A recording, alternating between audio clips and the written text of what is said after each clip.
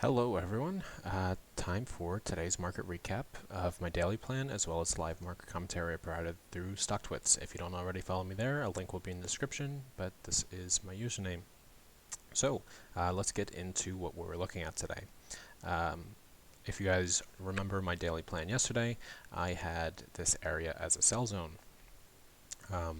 And that was the high of the overnight session. So yesterday's daily plan highlighted 17.5, and that ended up being the high of day for the cash session.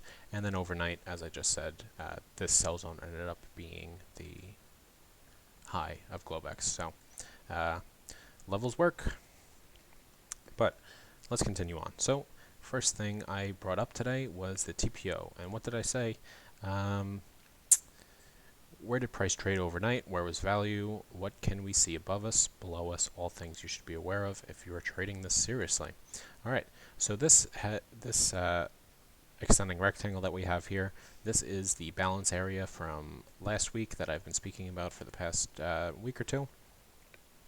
And we traded out of the balance, obviously, from this day, cleaned up some structure, and now this is the TPO chart for the Globex session that we were looking at coming into this morning. So what are we looking at? Well, we know we are trading above, or we traded for a majority of the overnight session above balance from the day before, even though we are accepting into it. So with some things to watch.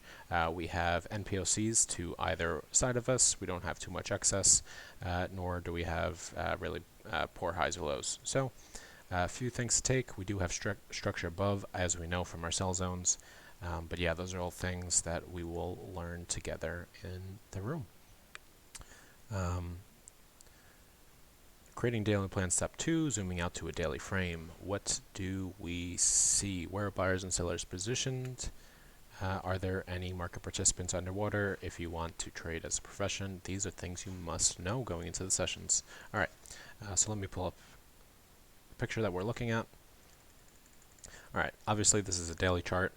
Friday session, we closed above all of the volume. Lots of people underwater, and then Sunday, Globex, we started trading down. But since it was Globex on a Sunday, there wasn't enough volume for sellers to be able to push an offer down, so they couldn't get any follow-through. And then what happens once we opened? We collected a whole bunch of volume and ripped them. We closed above, again, a majority of the volume. So what do we know? We know that there's a lot of buyers underwater here, like here. But we also, from CPI last week, have lots of sellers. In this screenshot, you only can see this daily frame, this daily candle, which obviously by itself has a lot of participants underwater, but the previous days as well. So we know what's on either side of us now. And now we use the confluence of our TPO and zoom into smaller time frames on our footprint, as well as some other things, and that's where we derive our levels.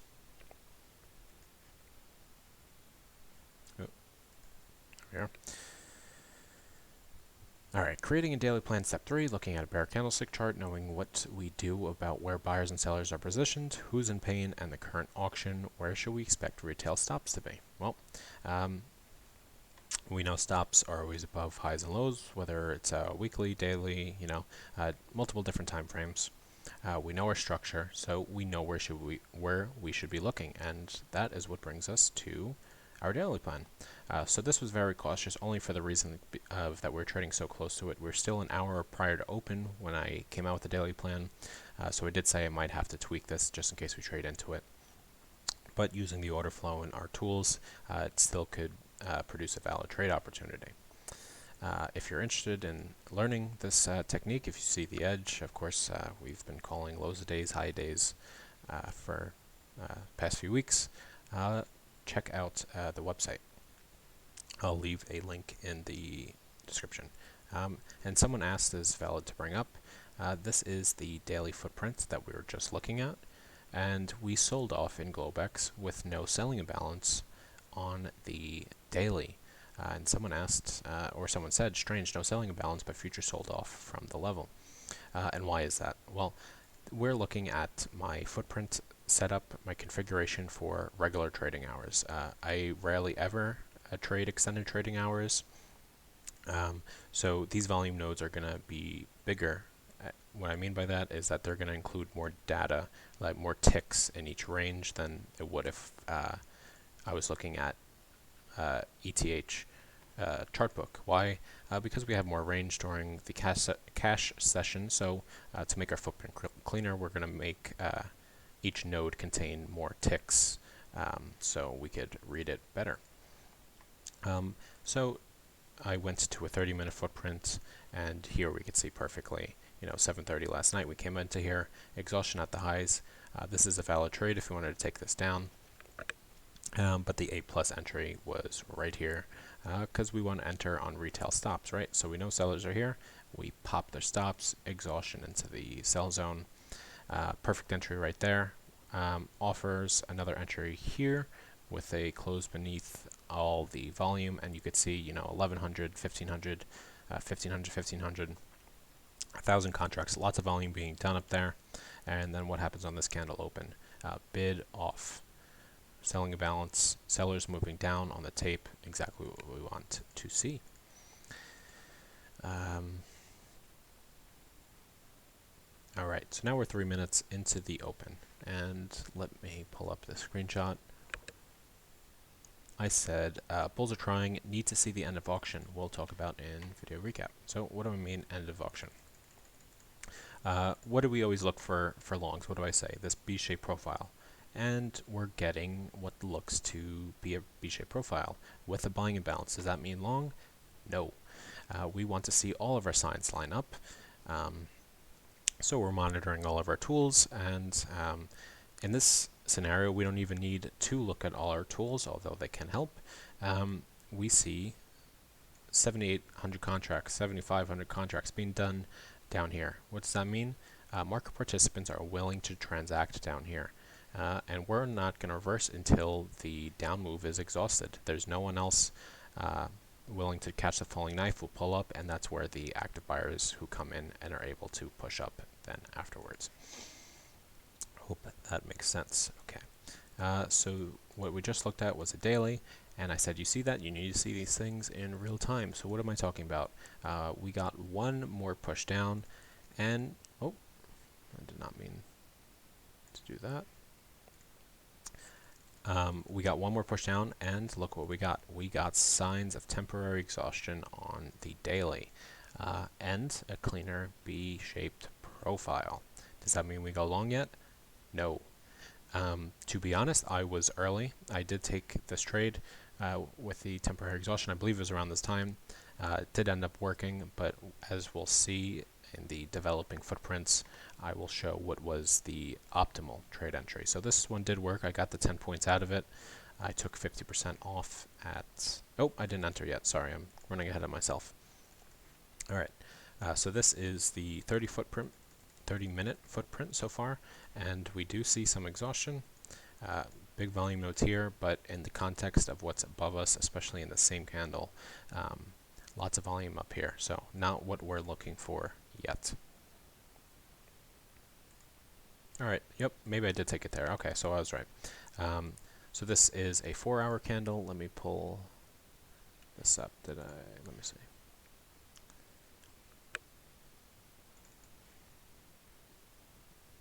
All right, so this is a 4-hour candle. What are we looking at?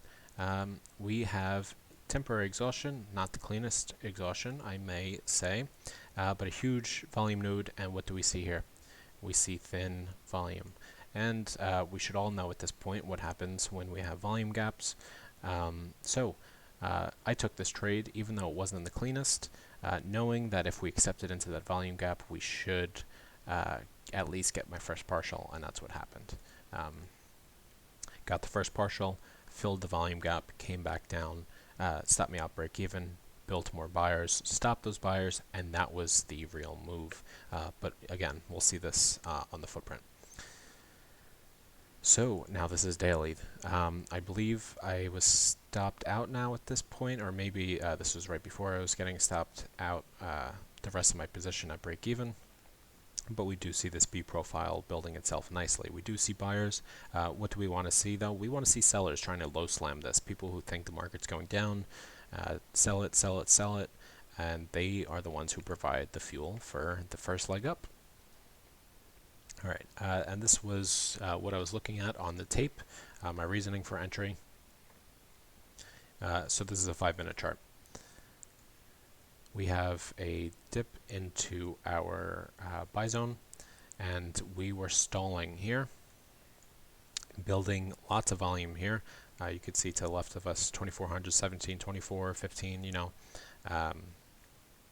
good amount of volume, but when we compare it to here, we have a lot more volume being done here. So what do we look for our entry? A stop run. One little more pop, thin volume nodes, buying imbalance, huge exhaustion. As we pull up, we see the buying imbalance come in, these nodes get fat.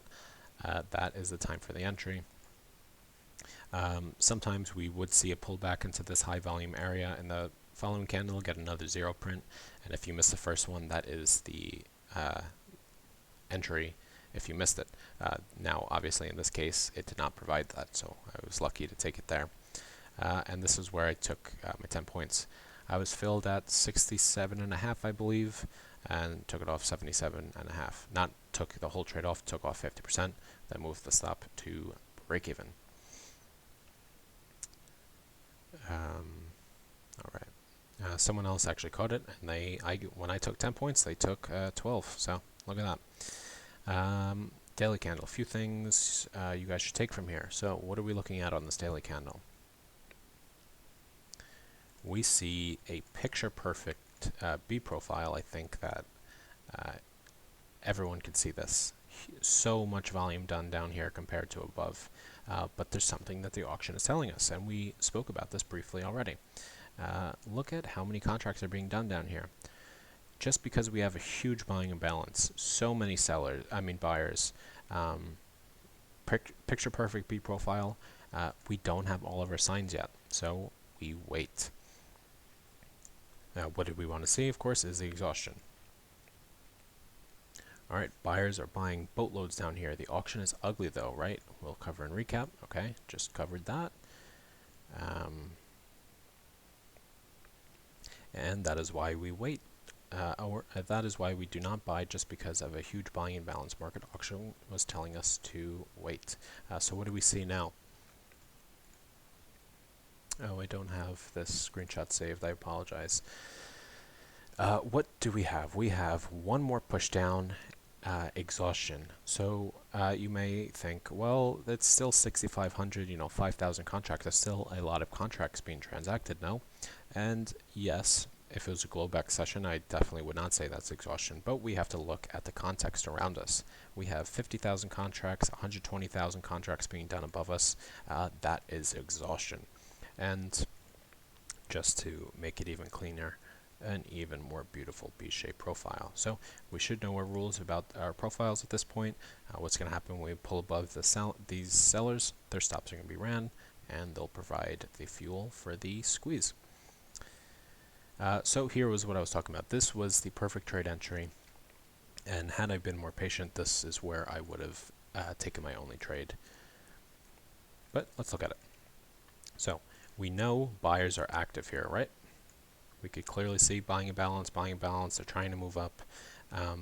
Now, if you're someone who is getting lost in a singular time frame, you may have gone long here. Sure, it's still a valid trade. You get 7-8 points out of it. But that's where you look at your daily, and the daily was saying it's not time yet. And sure enough, this one push down, that was our exhaustion on the daily, zero print, that ran all the buyers out, buying imbalance, thin tape down here, all the signs, stop run, time for the long, and it was kind enough to offer another entry here. If you missed it, close above the majority of the volume, double buying imbalance, look at the volume done here compared to in here, much thinner. That is, offer is off. It's off to the races. And that ended up being the low of day for, I believe, the majority of the day. I think by this point, the low of day was broken, but do not quote me on that. Never mind. That was it. So pretty much, pretty short today. Just that one trade right towards the open, and that was it. So for those who want to learn my approach and see the edge in it, this is the website, Chocolab Trading. Here's a quick video explaining everything that the room offers. Obviously, my main approach is TPOs and footprints, but we do touch on other things, so I recommend if you're interested, just take a quick watch of that video. I will see you guys tomorrow in the next recap.